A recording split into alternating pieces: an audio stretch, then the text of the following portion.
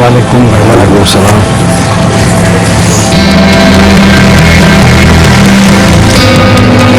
आदाब।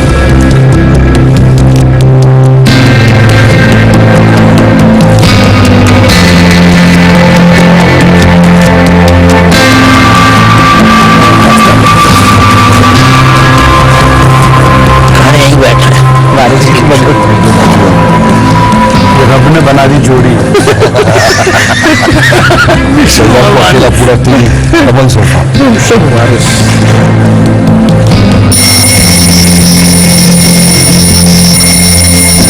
ऊपर वाला देख रहा है में आपका स्वागत है। जैसा कि आप जानते हैं, इस शो में कोई एंकर नहीं होता है। इस शो का मकसद किसी एक विषय पर खुलकर चर्चा करना होता है। आपके चारों तरफ कैमरे लगे हैं, जिसमें आपकी हर औपचारिक और अनौपचारिक बातचीत रिकॉर्ड हो रही है। चर्चा की शुरुआत में हर वक्ता को बोलने के लिए 45 सेकंड मिलेंगे। 45 सेकंड पूरे होने पर एक बजर बजेगा। इसके बाद दूसरे स्पीकर की बारी आएगी। इस तरह सारे स्पीकर्स को 45 सेकंड के अंदर अपनी शुरुआती बातचीत रखनी होगी। पहले कौन बोलेगा, ये आपस में ही तय करना है। आज का विषय, क्या वक्फ एक्ट में बदलाव के लिए कानून की जरूरत है?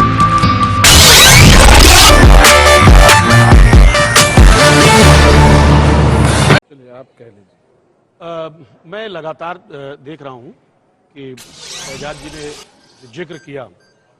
हकीकत क्या है कि देखिए, इनके कहने में और इनके करने में फर्क कितना है।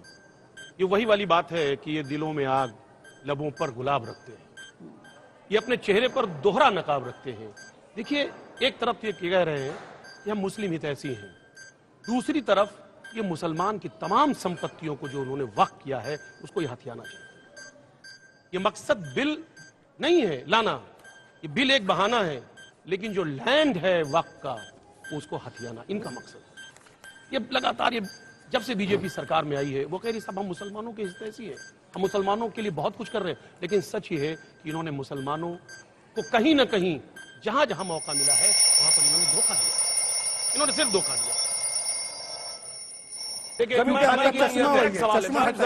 छोटा सा सवाल है कि इस जो 44 आप अमेंडमेंट लेके आए हैं, आपने क्लास जोड़ा है, उसमें मुसलमानों के हित में कौन सा है? मैं पूछना चाहता हूँ, 1976 की रिपोर्ट थी कि वक्फ प्रॉपर्टी को रिफॉर्म किया जाना चाहिए, उसमें रिफॉर्म आना चाहिए। सच्चर कमेटी रिपोर्ट की कमेटी की रिकमेंडेशन थी कि बहुत कम इनकम हो रही है, उसमें ब्रॉड बेसिंग होनी चाहिए, महिलाओं को आना चाहिए, फाइनेंशियल ऑडिट होना चाहिए। 9th जेपीसी रिपोर्ट के रहमान खान की रिकमेंडेशन थी कि मैन पावर नहीं है ठीक से, सर्वे प्रॉपर्ली चाहिए, इसका मॉनिटरिंग होनी चाहिए, रिकॉर्ड कंप्यूटराइज होना चाहिए। तो क्या आप कह रहे हैं कि इनकी नीयत खराब थी क्या? देखिए, एक बात, नहीं, मैं बड़ी इंपॉर्टेंट बात कह रहा हूं, उसको समझना है। समझना यह है कि हमारे देश के प्रधानमंत्री, हम सब के प्रधानमंत्री आज अचानक दयावान और पता नहीं कौन कौन सा वान हो गए हैं। यही देश के प्रधानमंत्री जब स्टेज पे जाते हैं तो मुसलमानों को पता नहीं क्या क्या बोलते हैं, कौन कौन से शब्दों से। बिल से प्रॉब्लम है या प्रधानमंत्री से प्रॉब्लम है? सर, मुझे किसी से प्रॉब्लम नहीं हो जाए। सर, बिल से प्रॉब्लम या बिल बनाने वाले? अरे सर, मुझे सिस्टम से प्रॉब्लम है, सिस्टम से, नियत से प्रॉब्लम है। आज पार्लियामेंट में पता नहीं किन किन शब्दों से नवाजा जा रहा है। हकीकत यह है, मैं फिर वही कह रहा हूं जो पहले कहा था कि बागवा ने ये अनोखा सितम ईजाद किया है, आंसियां फूंक के पानी को बहुत याद किया है। आप एक तरफ तो मुसलमानों का विरोध कर रहे हैं, दूसरी तरफ कह रहे हैं साहब मैं हितैषी हूं, मैं फायदे के लिए बिल ला रहा हूं। मैं जानना चाह रहा हूं कि जो आपने गिनाया कि फायदे हैं, वो कौन से ऐसा मुसलमानों के फायदे की बात हो रही है? मकसद फायदे का नहीं है, मकसद सिर्फ है कि मुसलमानों की जमीनों को हड़पना। ये तो बड़ा इंपॉर्टेंट बात वारिस भाई, जब पार्लियामेंट के अंदर खड़े रह के एमपी ने दानिश अली की ऊपर से पूरे मुसलमानों को गाली बक दी थी, तब प्रधानमंत्री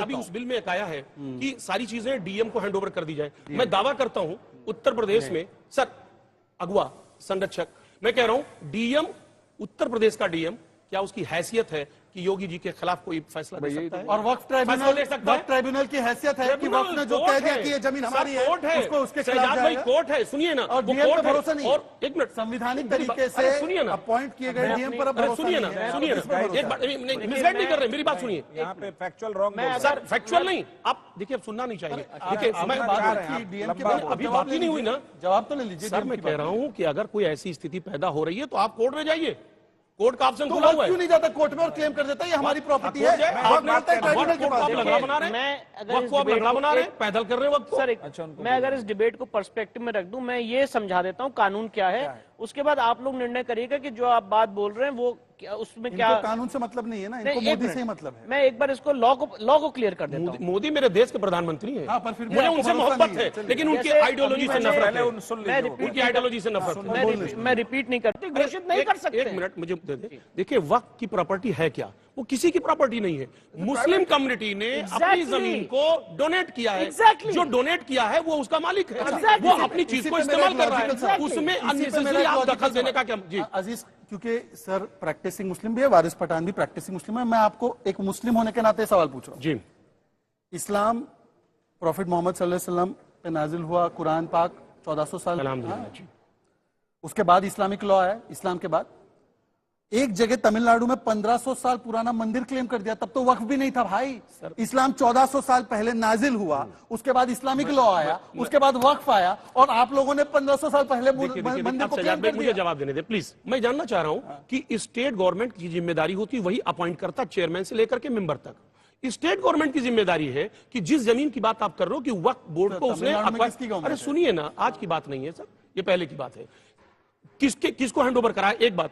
दूसरी बात, 8.5 लाख प्रॉपर्टी है वक्फ बोर्ड की, आप 5 केस लेकर के घूम रहे हैं आप।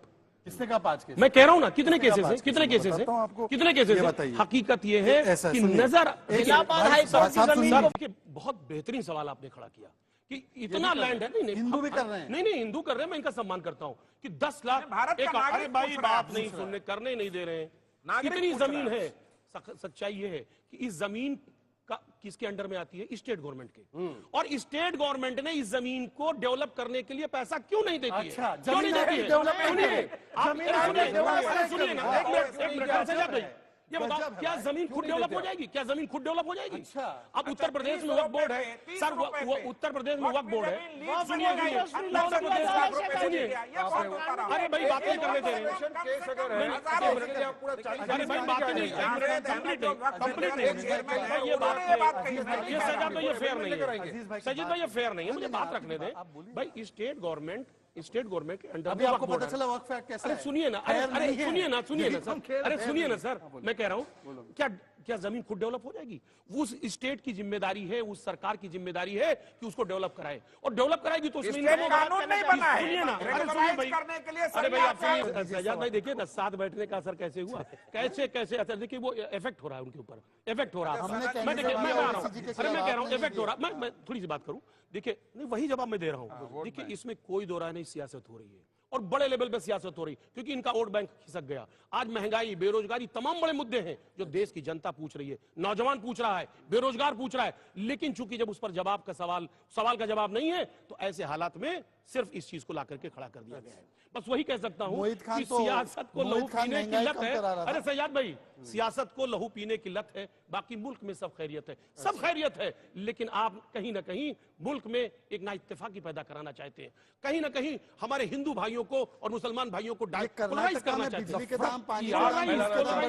पोलराइज करना है। कर्नाटका में दाम बढ़ा है, बिजली, पानी, पेट्रोल, डीजल के, आप कुछ बोले?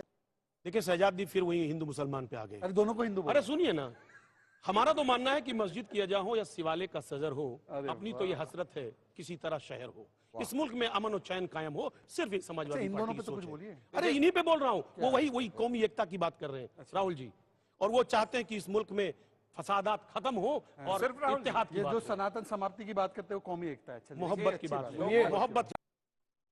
आज भारत की बेटी के साथ जो अन्याय हुआ है, यकीनन कहीं ना कहीं ये साजिश की शिकार हुई है।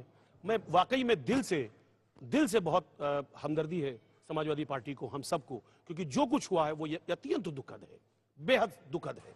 भारत की इस महान बेटी के साथ जो कोर्ट जाना पड़ा, पुलिस ने इंस्पेक्टर जब यार उससे आपको घसीट राज्यसभा के क्यों मारा, नहीं दिया? नहीं दिया। मैं तो बीजेपी से मुझे शिकायत है कि आप जैसे काबिल मुसलमान को राज्यसभा काम क्यों नहीं कीजिए दिया? ना, आप पासवान अपनी मुसलमान राज्यसभा क्यों नहीं, नहीं दिया? ये वाकई में नहीं, दुखद नहीं, सुन है। लीजिए। शहजाद भाई को इतनी राज्यसभा वकालत देना कर रहे चाहिए, हैं, इतनी सिर्फ वकालत- मुसलमान आप का वकालत तमगा कर रहे नहीं। हो, आप वकालत कर रहे हो। सिर्फ मैं कह रहा हूँ आप वकालत कर ना, रहे हो। सुनिए ना, आप कर रहे हो। सिर्फ मुसलमान कहने से नहीं होगा, मुसलमान को दिया चलिए, क्या जा रहा है? बड़ी बात आज है। तमाम बड़े मैं एक मुसलमानों आपसे को रिक्वेस्ट कर रहा हूं, साइडलाइन मैं कर आपसे दिया। रिक्वेस्ट कर रहा हूं। जी। आपने इतना बड़ा दिल दिखाया, मुसलमान होने के नाते आपकी जब नेक्स्ट सीट आएगी मुझे दे देना। लीजिए इतनी बड़ी पार्टी देश की नंबर कुछ नहीं सुने। शहजाद पुनावाला का क्या है पता है?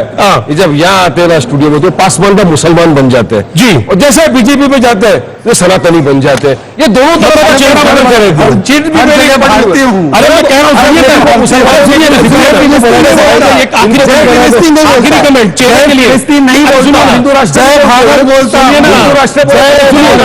अरे सर हिंदू राष्ट्र बोला क्या कहते हैं कि इतने चेहरे न बदल, थोड़ी सी शोहरत के लिए कहीं पहचान न खो जाए रफ्ता रफ्ता। शहजाद भाई हम आपके साथ हैं, आपको राज्यसभा बनाए माननीय मोदी जी। इंशाल्लाह, थैंक यू, धन्यवाद, बहुत बहुत धन्यवाद। सॉरी